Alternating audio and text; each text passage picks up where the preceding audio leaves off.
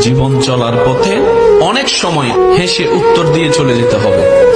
কিছু পরিস্থিতিতে জবাব দেওয়ার মতো শব্দ থাকার পরও মুখে নীরবতাকে আপন করে নিতে হবে। যদি আপনি প্রত্যেকটা জায়গায় উত্তর দিয়ে জিততে চান, আপনি বারবার হারার দিকে চলে যাবেন। আপনি যদি প্রত্যেকটা জায়গায় রিঅ্যাকশন দিয়ে জিততে চান, আপনার মন বারবার ভেঙে যাবে। সেজন্য কিছু কিছু পরিস্থিতিতে কঠিন বিষয়, কষ্টের বিষয়ও হাসি দিয়ে উড়িয়ে দেওয়ার চেষ্টা করবেন রবের উপর ভরসা করে। কিছু কিছু জায়গায় পেট ঝগড়া না লাগার জন্য নীরবতাকে আপনি আপন করে নেবেন। ঝগড়া থেকে দূরে থাকবেন, তর্ক থেকে দূরে থাকবেন। আপনার ব্রেইনও ভালো থাকবে, আপনার হার্টও ভালো থাকবে।